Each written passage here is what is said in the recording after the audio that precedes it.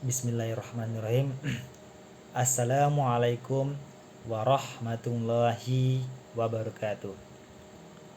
Alhamdulillahirabbil alamin. Assalatu wassalamu ala asrafil anbiya'i wal mursalin wa ala alihi wa sahbihi rasulillahi ajmain. Pertama sekali, marilah kita ucapkan puji dan syukur atas kehadirat Allah yang telah melimpahkan rahmat serta karunia kepada kita semua. Dan tidak lupa salawat beriringan salam mari kita hadiahkan buat junjungan kita Nabi Muhammad sallallahu alaihi wasallam yang telah membawa kita dari alam kebodohan ke alam yang terang menerang yang kita rasakan pada saat sekarang ini. Saya Muhammad Rizwan, mahasiswa Prodi Pendidikan Bahasa Arab dengan NIM ujung 2214020067. Pada kesempatan kali ini saya akan menjelaskan atau memaparkan tentang hadis yang berkaitan tentang azab neraka.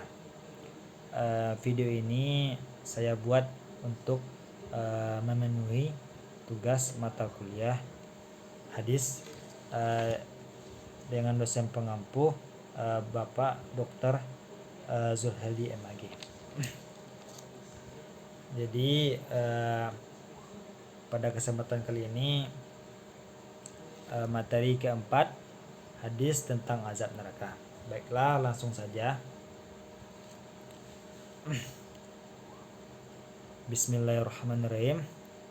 Haditsu Anas bin Malikin radhiyallahu anhu anin nabiyyi sallallahu alaihi wasallam qala yaqulu lahu tabaraka wa ta'ala li ahwani ahlin nar adzaban law kanat laka dunya wa ma fiha akunta muhtadiyan biha fayaqulu na'am wa yaqulu qad aradta minka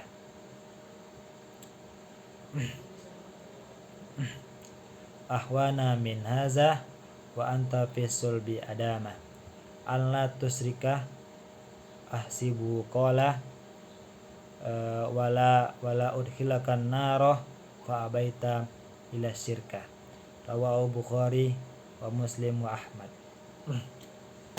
Maknanya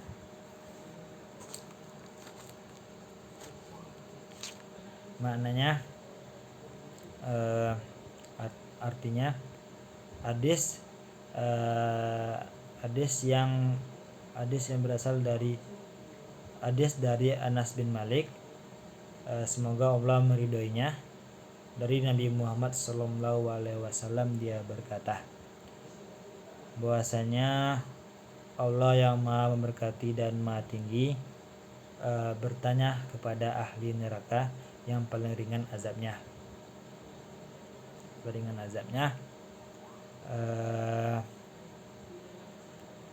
Jika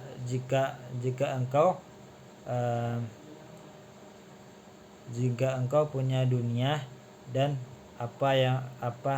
segala apa yang terdapat padanya, apakah engkau akan menembusnya? Mereka menjawab, ya. Allah pun berkata, sungguh aku menginginkan dari engkau lebih ringan daripada ini, dan engkau tidak mempersedikatkannya. Aku menduganya, kau anak cucu Adam, dan tidak akan aku masukkan engkau ke neraka, dan engkau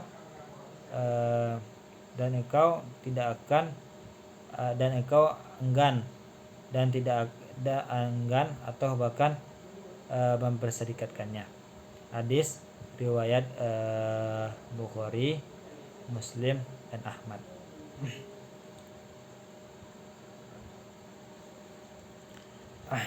Jadi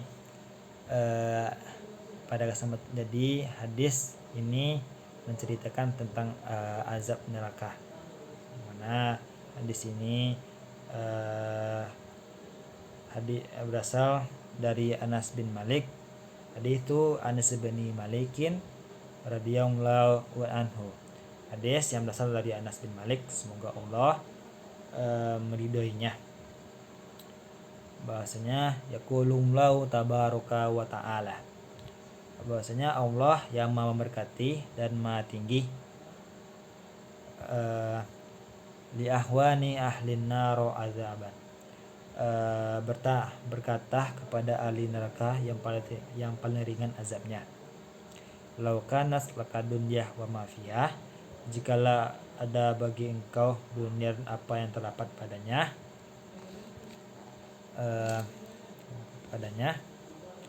akunta muhtadiyan dia, apakah ada engkau menembus dengannya?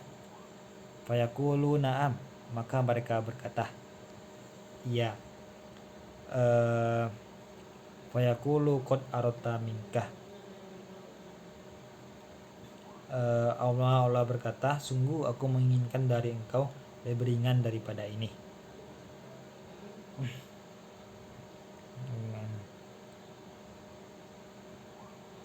Ahwana min haza wa anta fi sulbi adama, dan engkau calon anak cucu Adam, wa anta fi alla tusrika ahsibu qala.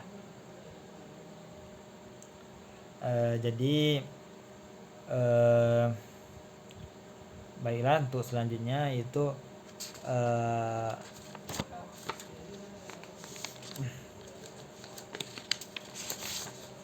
kandungan atau isi dari hadis ini. Jadi hadis ini maksudnya adalah bahwasanya Allah nanti di akhirat akan mendatangi atau bertanya kepada orang yang masuk neraka yang paling ringan azabnya.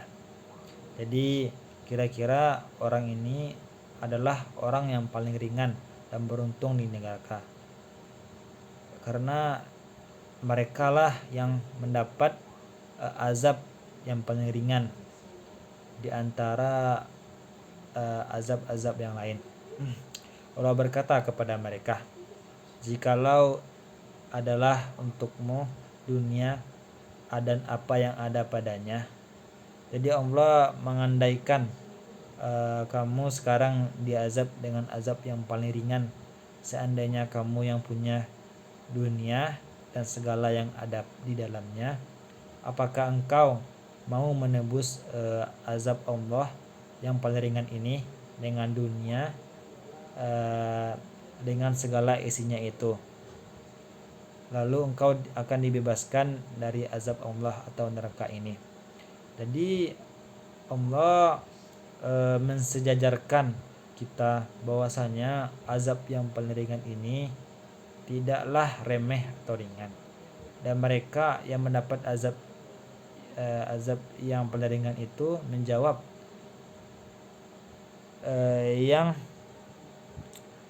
yang tausi oleh Allah itu. Dia berkata mau, jadi mereka itu mau untuk menembus jikalau mereka mempunyai dunia dan segala isinya, untuk lepas dari siksaan api neraka yang paling ringan ini. Jadi maksudnya dia mau untuk menukarkan seluruh isi dunia jika dia mempunyai, untuk terbebas dari azab neraka ini. Allah kemudian berkata, sebenarnya dulu aku menginginkan lebih ringan daripada ini, yaitu sebelum engkau menjadi anak cucu Adam, yaitu sebelum roh ditiupkan ke dalam janin. Jadi sebelum ditiupkan roh ke dalam janin, dia harus disumpah terlebih dahulu bahwasannya dia harus patuh kepada Allah dan bertuhan atau bertauhid kepada Allah. Dan engkau menjawab mau saat itu, agar engkau tidak memperserikatkan Allah, dan demikian kamu tidak akan kumasukkan ke dalam neraka, tetapi kamu enggan atau bahkan kamu berbuat syirik. Jadi sebelum kita ditiupkan roh kita kepada janin itu, kita itu melakukan perjanjian kepada Allah bahwasanya kita itu akan menyembah Allah, tidak akan memperserikatkan atau menyebutkan Allah. Kita mempercayai bahwasanya Allah itu memanglah yang menciptakan kita, bahwasanya kita akan kembali lagi kepada Allah, kembali lagi ke akhirat nanti. Dan adapun kaitan hadis ini dengan pendidikan, yang pertama, jadi hadis ini membicarakan tentang pendidikan akidah, yang membicarakan tentang hari akhirat, tentang azab neraka.